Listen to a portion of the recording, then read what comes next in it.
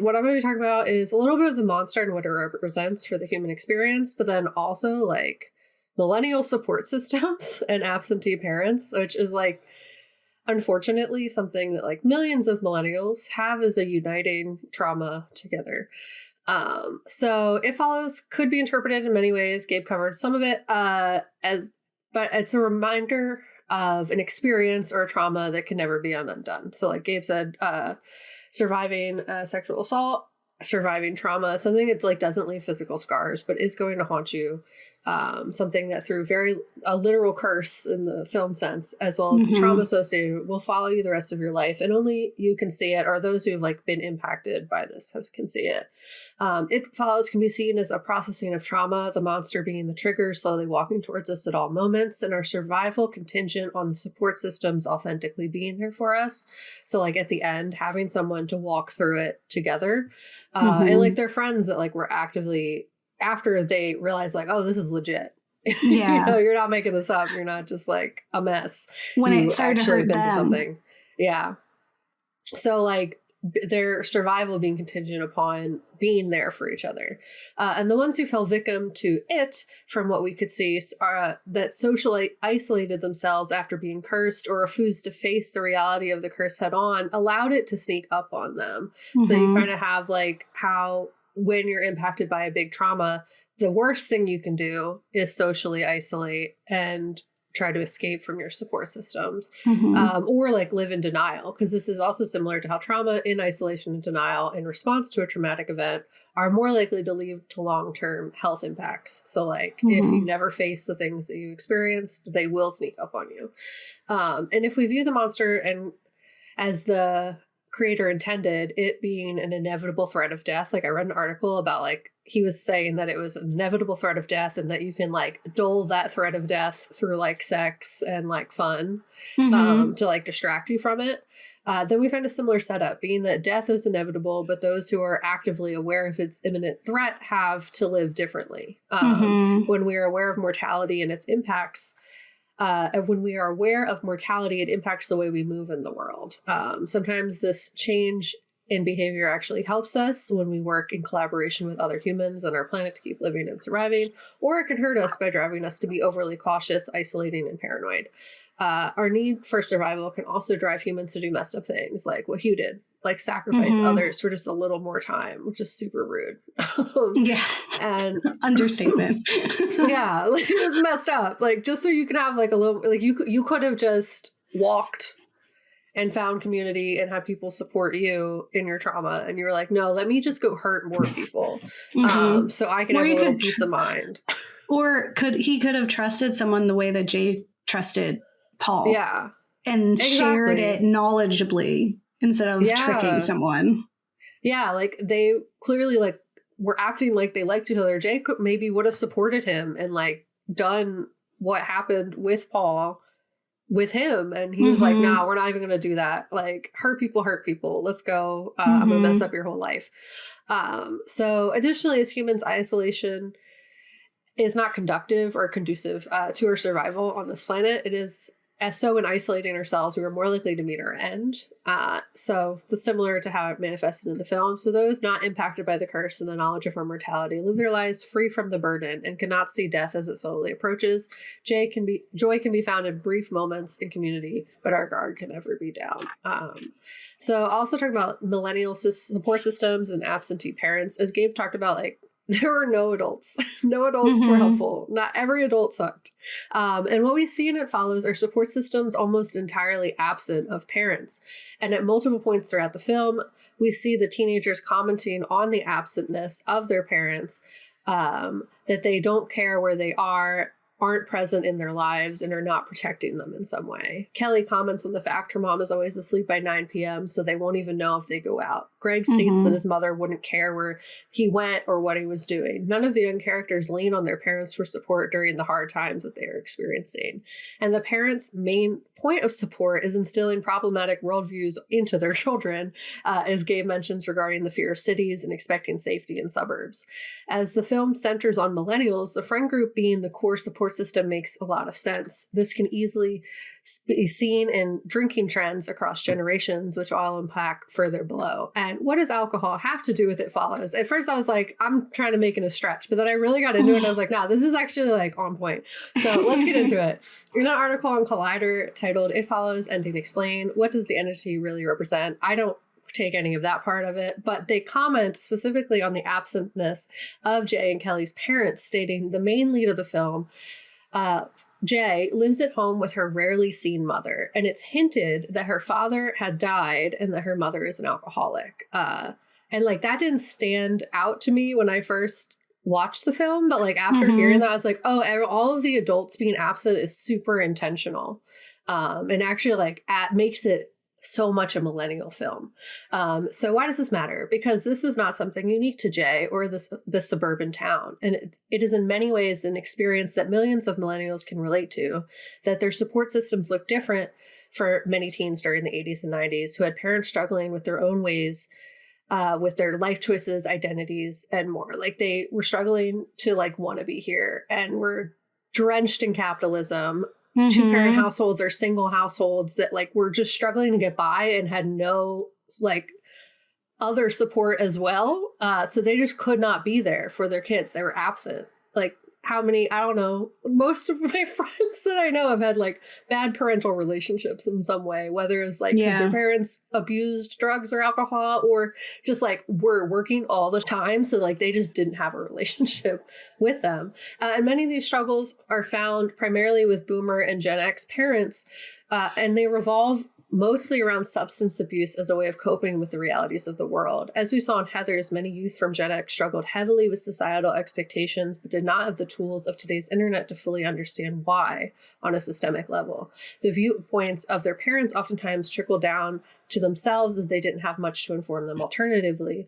And additionally, many Gen Xers struggled with mental health issues, living during the highest number of teen suicides. So they witnessed their Boomer parents struggle with alcoholism, drug use, but without it being coined as a problem. You have like a lot of like TV shows where like mommy just likes her wine, daddy likes his beer, let them do that.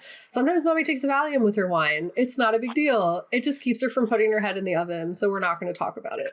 Mom doesn't get drunk. She just has fun. Exactly. And that was like very much a thing. Like Gen X witnessed the normalization of alcohol and drug use as a method of coping. And many unfortunately adapted that onto themselves as they like struggled financially and like had to support their families, but didn't have like therapy or, you know, social supports that like were there authentically for them. So socially drinking, even in large, unsafe amounts, was seen as normal. This was perpetuated by television characters who always had drinks in their hands. And this was also perpetuated to a point that many Gen Xers didn't even know they had a drinking problem or a drug use problem until they were much older. And like the damage had already, for the most part, been done to their children. And information on alcohol, like to the point where like now information on alcoholism is much more widespread. So people are more aware that that's what they were doing. But it was largely normalized that your parents drank a lot, that you're going to have a beer after work, that like you're going to drink a bottle of wine. And that like that wasn't a big deal. It wasn't considered a problem, even though it definitely was. Yeah. So how do generations differ when it comes to alcohol use? In an article titled Alcohol Consumption by Generation, What Are the Trends? On Reframe, they say, while Gen Zers drink less than millennials are also drinking less than previous generations, including baby boomers and Generation X. They go on to say millennials are most likely to drink for social reasons, citing going out to bars and restaurants as an important part of how they socialize, which makes it like safer in a lot of ways, because if you're drinking from a social motivation, you're less likely to drink by yourself alone in your house. And this aligns with what we see in It Follows, where drinking is done among friends. They even like make comments like, oh, so funny when you had a beer and you threw up, you know? Yeah. Like we're taking care of each other in this experience. It's all about like the social component and not like we're going to go drink to cope with the fact that we're struggling with our bills and that we don't have any emotional support. Gen Xers, however, statistically were more likely to be solo drinkers, using alcohol as a means of relaxation and coping. They continue that Generation X, those born between 1965 and 1980, are heavier drinkers than Gen Zers and millennials. Research indicates that the percentage of Gen Xers who reported drinking alcohol in the past month increased from 56% in 2002 to 60% in 2014. More recently, studies show that 65% of Gen Xers consumed alcohol in the past month, compared with 53% of millennials. Furthermore, a 2021 analysis found that 1 in 20 adults aged 65 or older had an alcohol use disorder in the past year. And one survey determined that in the U.S. between 2001 and 2013, the rate of alcohol use disorders increased 107% among people 65 years and older. Sadly, the rate of alcohol-induced deaths in 2020 was the highest among those aged 55 to 64 for both males and females.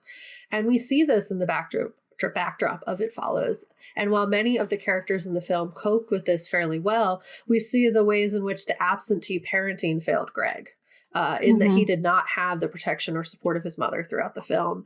And she was his downfall. Like, you kind of see like this like shift. Killed him. She literally killed him in like a horribly inappropriate way. And like, what that kind of lends to is like, even like how he like answers the door to like her banging on the door suggests that he's used to her doing drunken things in the middle of the night and like disrupting his sleep. Like, he's had to take on a parental role for himself because she was not able to perform that for him. And in another article titled "The Impact of Substance Use Disorders on Families and Children from Theory to Practice" on the National Library of Medicine, they state that in a study conducted in the Social Work Public Health journal article in 2013, it was said that an estimated more than 8 million children younger than the age of 18 lived with at least one adult who had a substance use disorder. That is a rate of more than 1 in 10 children in the U.S. And the studies of families with substance use disorder, SUDs, reveal patterns that significantly influence child development and likelihood that a child will struggle with emotional, behavioral, or substance use problems. And the negative impacts of parental SUDs on the family include disruption of attachment, rituals, roles, routines, communication, social life, and finances.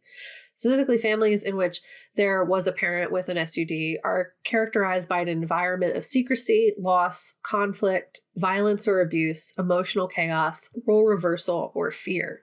So, unpacking all this data surrounding alcohol misuse in Gen X and baby boomers, the backdrop for It Follows feels very intentional and very millennial as a film. All the kids in the film had to take on a very real threat of the world, mostly by themselves or with their friends as the exclusive support system. And this makes the film even more believable as the characters faced a threat that was not able to be seen, much like the abuse that they were experiencing at the hands of their parents was not seen. It wasn't necessarily like physical or violent, but neglect is still abuse. It's unseen. And the trauma of that is something that many millennials, millions of them, have as a silent and invisible trauma that will follow them through the entire of their lives. So I'm also like, it is also that. Like, it's definitely sexual assault, but like as a millennial film, it is very much about the like, not universal, because like 8 million is not everybody, but like that's a large proportion of the population of our generation. That has that like universal bonding of, oh, we experienced extensive neglect because our parent had a problem with substance use disorders. So that's in the trauma that we're going to carry the rest of our lives and have to like deal with. And the absentness of the parents throughout the film was like super millennial. And it's also like the similar things happen with Gen X and boomers, but it's very like unique that it's like the parents were absent in the way that they were absent. Like, how they were absent is just very much millennial. So I just feel like it really solidifies it as a millennial film.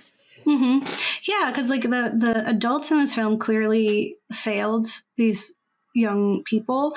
Like you were saying, in the fact that, you know, they warned them away from the city as a danger, but then they at home were creating these unsafe environments by not being there, right? Like there was never any protection or real education around safety. Like Jay was very, very innocent, right? And even in those moments where they were being, you know, testing those boundaries, parents still kind of just like brushed it off, because it is like the mom that ends up killing Greg, she's the one who finds them with the porno mags in the front yard. And where that could have led to, let's have conversations, like a sex education conversation. It was just a scolding and a like, put it away. I also think there's this comparison to like the parents were not wonderful in Heathers, right? For Gen X. No. They were not great, but they were there and they had some truth bombs. Like the adults in that film were also terrible and very performative. Absolutely. But the fact that the mom was like, you know, teens only want to be treated like human beings when they're being treated like human beings, right? Like they were property of their, they were a product of their time as well. And so they were trying to instill that. And then you get to this where it's like, they're not even pretending to be there. Yeah. Like those adults were at least like they were present, but they weren't present like mentally. But these parents aren't even present physically. Yeah. And it like really just shows like hypocrisy of like the idea that suburbs are supposed to be safer because like a lot of suburban areas are not safe in the home. They may be safe like for crime or whatever, but like the parents are generally, not always, but like in millennial experiences, lots of heavy drinking, lots of like substance abuse, like where I grew up, like there's such a big drug problem and alcohol problem, like so many adults that just drink so heavily and like it's not talked about as a problem, like that they're just at the bars instead of like at home.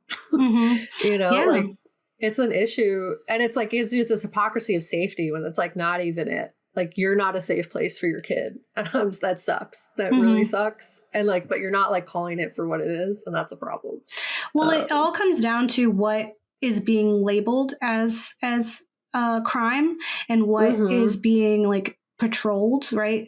Like us saying like, oh, there's not as much crime in the suburbs. It's like, oh, because they're not as heavily patrolled and not like the numbers are skewed in that way. There's also like this idea of like, white collar crime, blue collar crime, that kind of discussion as well. Because it's like, it's one thing if like a young person is found with weed on them and that's dubbed a crime and now that area has a crime rate versus a parent who is taking, you know, narcotics or pills from their doctor and and like abusing those. And that is also a crime, but it won't be labeled that, right? Like, so I do think it is like the categorization of crime. And that's why, you know, the suburbs were really easy prey, like specifically with Halloween coming out. It was because there was this time period where in the 80s, parents also weren't around, to be quite honest. Like that's why they were called latchkey kids. But they were just out. Like it wasn't so much, you know, drinking all the time. It's just that they were out, they were working. And they trusted the kids to just like come in and come out when the lights went on, right? But that's why there were so many like abductions. Like you have like the milk bottle kids. You have the influx of serial killers. Like those are happening in the suburbs because they were taking like literally the Night Stalker took advantage. Like he just walked around and if he found that a door was unlocked, he went in and killed them. Like he didn't have a type. That was just a thing that happened. And so the subversion of like taking something that like white flight took all these people over there saying, you know, the suburbs where it's safe because we're not in the gritty city where violence and crime happens. Oh, instead we're here where we're now isolated. We don't have the same support because we're not even acknowledging that danger exists. And so we're unprepared. And so when danger is happening, we mislabel it and then cannot protect or care for people who are affected by it. Yeah. And so I think that's a big thing of what's happening in this film, absolutely, and why the kids did, like, I think that's why there weren't those resources. There weren't those, like, they couldn't find a newspaper article or other resources because those things just didn't exist, because that would mean that somebody somewhere acknowledged that there was potential for harm in this space, and they would never do that. And also, like, the fact that it was a sexual assault that they were focusing on makes a lot of sense in a suburban scene, because if you, like, think Assassination Nation, like, there's so much, like, people that will protect abusers because they don't want to disrupt the peace or, like, image of a suburban town. So, like, thinking of, like, teachers that were doing that, or just, like, what is it, like, when you have a trusted friend who assaults you, like, that is a whole thing, too, that's very common in, like, lots of places, but usually is like protected the abuser is protected in suburban areas because they don't want that like harm for the town or the image or the perception that there is danger or crime. They want to hide that. Yeah. They don't want to look the horror in the face or acknowledge that it's here. Not acknowledging or confronting the reality of the situation, whether it be crime, whether it be like sex, whether it just be human flaws, right? Like ignoring them is only going to contribute to more harm because now we're not equipped and we're not expecting it. And that shift from innocence to this intense loss of innocence is so much more traumatic because there was no training wheels. There was no support for her. It just happened. And then she's like, and they were like, it's your fault. Yeah, it's your fault. Deal with it. Like, no one's going to help you. Like, you should have known better. And it's like, no one taught her to know better. Know what better, you know? Yeah. And like, he presented himself as a safe person. Like, it was a whole thing. It's a whole thing. Yeah. I think so many people did fail her in it. Like Hugh, and even like the way that the kids, the young adults, approach Hugh later when they're like talking to him to get the answers. Like, they're still not like a vitriol and like a aggressive reaction to him in that moment, because even then she's coming from this place of like, something happened to you too, and that's why you did this. Like, that hurt people, but it's still like, okay, we need a little bit more. Sorry. Like, this is a very awful way to do that. Like, did they do that to you? That's so crazy. I mean, that's so wild for that to happen, you know? But yeah, I stand by it. Every time I watch this film now, I'm like, there's another thing. And even this episode, you know, as I was like writing out the script, I was like, and another thing, that it really, like, for me, feels like anyone who dubs it an STI film is like, did you watch it? Yeah. Genuinely, like, were you watching it? Or were you just kind of experiencing it? Which, like, absolutely people do that. But like, how do you come away with that's all it was? Yeah. It's just silly to me. And so I hope that people who listen to our show or just like, maybe even not this episode, but have listened to our show in the past, has like the tools to look and be like, maybe this means something else, and give it some credit. So here's hoping They Follow is just as good. Yeah, I hope so too. I'm worried. We'll see. Honestly, yeah. Most remakes, it's just like, or not remakes, even like sequels. Like, you're like, oh, maybe we didn't need to, but maybe we do. I don't know. We'll have to find out. Hopefully it's actually pretty good. I am so happy that this remains at the top of our list, that we were not wrong. And that we can continue to tell people that this is one of our favorite horror movies ever. And stay tuned for our next episode is our last one in the series, and we're going to pivot to something new. And I'm looking forward to hearing what you all have to say about that film. It is new. It is a newer film, and it's a lot to talk about. I'm very excited to cover it. I wonder what we'll come up with, but don't get married. Let your kids, or hopefully your kids are okay, and that you're there for them authentically and teach them all the things that they need to know to survive in the world and love them. Yeah, and from like a place of care, not like be afraid, like, I'm going to be mean to you because the world's not going to be nice. Like, not that. That's not what we're saying. Let's not do that. That's not what we're saying. There's a way to do it. Kids. We'll figure it out. And you're going to mess up your kids for sure. That's how that works. But hopefully not to the point where they are being followed, whether literally or figuratively, by trauma or choices.